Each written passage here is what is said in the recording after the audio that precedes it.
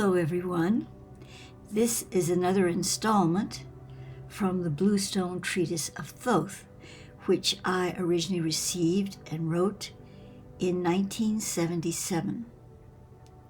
It was one of the first works I did directly with Thoth.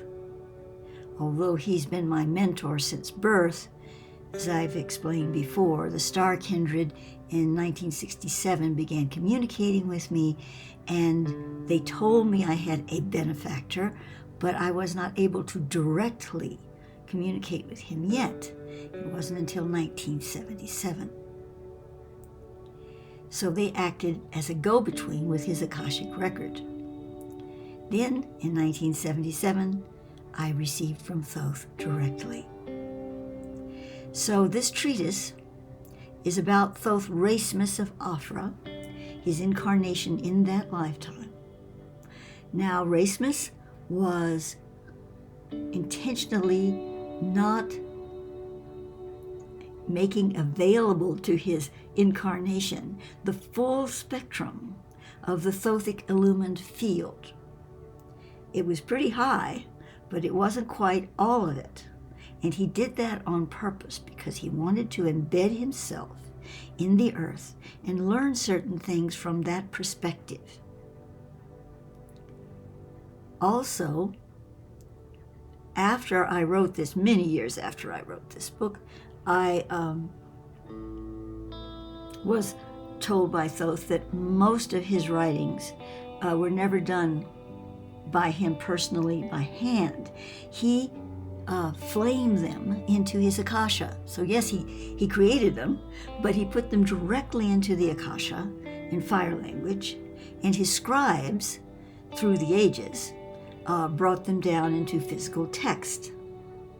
Now, some of the works that he did, which were short, they were not books, they were journals or writings of thoughts or maybe diagrams, things of that nature, he did do by hand, in addition to putting them in the Akasha.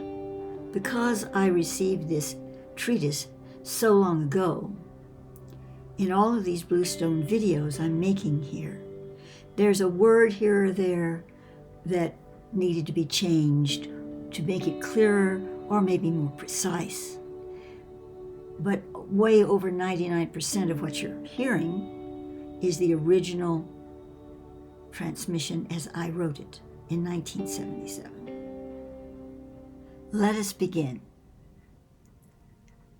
Thoth Raismes practiced the art of microvision, the ability to expand the vision of the corneas, uniting their vision with the third eye projection. This created a trivision, which allowed for multiple degrees of sight, including photovision using the eye as a lens through which photographs may be made, and microvision, the focusing of the eyes to the perception of the minute. Microvision was achieved by transferring the wavelengths of light through the third eye, face matching the photons, meaning the photons were brought into alignment within the spectral cavity of the brain in a matter of duplication, causing light to be seen closer to a continuous stream, in contrast to normal shutter image, in which light is viewed in a series of units by the eye. Through adjustments, various visual perceptions could be accomplished. Using this technique, an atom becomes a glorious sun with its orbs of matter vibrating toward the hierarchical throne. Crystalline beings compose their atomic structure into a three-dimensional symmetry, forming crystals of uniform purity and composite beauty. Experimenting with quartz crystal, Thoth fashioned it into several prismatic shapes by means of a laser and found each shape to emit a specific energy quality of its own. Through experimentation, Thoth compiled a textual guide with accompanying illustrations, mapping the various cuts of quartz crystal and the energy qualities produced within each. Through this study, he refined geometry and coupled it with physics in such a perfect balance, he approached the creation of a new science, an alchemical goal. Through the merging of geometry and physics, expanded in a metaphysical base, the golden triangle of Thoth was realized. The golden triangle incorporates the express divisions of energy obscure, vibration, and energy profound, transpersonal, with the structure of matter. Thoth improved and often restored eyesight with the use of finely cut lenses. These lenses were not used for magnification, which offers only a crutch for the eye, but as a light and higher energy refractor, which when gazed into, induced healing to the delicate tissues of the eyeball and the inner chambers of the cornea and retina. The great physician found that most eye damage resulting from both injury or disease could be healed through the use of these crystal lenses. Treatments employing the crystal lenses were given in the form of applications lasting only several minutes each. The crystal must always have one smooth concave side, the obverse side being prismatically cut, different cuts creating individual energy actions. The individual peered through the concave side. It was vital that the light waves pass through the faceted side first, diffusing the rays through the unfaceted area before penetrating the eye. For the novice who did not have the benefit of a physician or the precisely cut lenses, Thoth suggested using the crystal etherically, as one would for healing any portion of the body. The patient was instructed to face the sunlight, holding a crystal over his solar plexus, and with eyes closed so as not to allow his visual impulse to conflict with those of his solar center, direct the energy channeled and intensified by the crystal into the ailing part of his body. Crystals were held in reverence by the ancient alchemists of Mu and Atlantis, for to them the crystal represented interpolation as the destiny of all substances. The fine light, the true simplistic mean, strikes the chord of destiny, the crystal. It is then interpolated by refraction and spun from its crystalline weave, no longer intact as a unifying beam, but separated into spectral units. What appears united by one form of measurement weighs as an imbalance on more sensitive cosmic scales. Consequently, each phase of unity must disengage its parts as its marriage cycle is completed and submit to a violation of its quality, thereby re-experiencing the strain of coupling in the act of unification. Each time a pure element is separated, it becomes finer in quality when once again wedded. The crystal becomes the alchemical wand, dividing to strengthen. The ancient alchemists discovered that when light was refracted in a crystal obversely, and then through a matching crystal reversely, the complete separation and reunification was achieved. A crystal acts on the body in like manner. It passes energies through the body, which enter the crystal unified, but are received by the human system, specifically the solar plexus, in separate energy units or streams. Once received by the chakras, the energy migrates to the areas in need of recapturing the balance of their own energy output.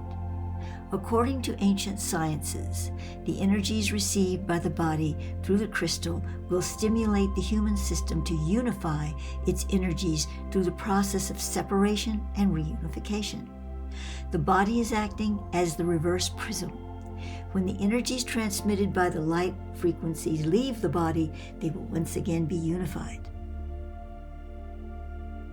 The same process applies in centralizing the energies into one specific area, although through this channeling, the energies will not form natural patterns throughout the body, but only within the area the current is directed. Therefore, it was the practice when treating a specific region to administer to the total system first, before applying energy directly to the affected area, thereby preparing the body to absorb the intensity of a centralized energy treatment, opening all body centers to act in conjunction with the treatment of the affected area. The ancients knew crystals to be formed as a result of atomic purity, the atoms arranged in a charge eliciting from the matter an unbroken high-energy vibration.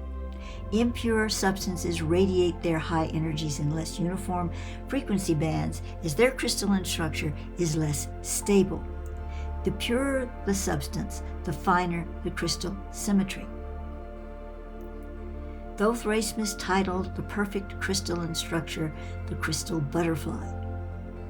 In studying the energy emissions from the crystalline structures of metals, he witnessed the dual opening and closing pattern of the energies as they were received and released from the atoms of the crystals.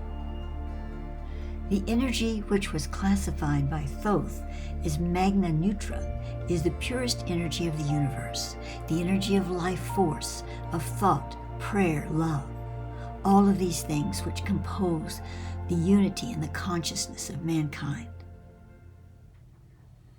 Magna Neutra is the constant presence throughout the universe, causing the existence and action of all lower energies, bearing the codes of the intelligent radiation from the source.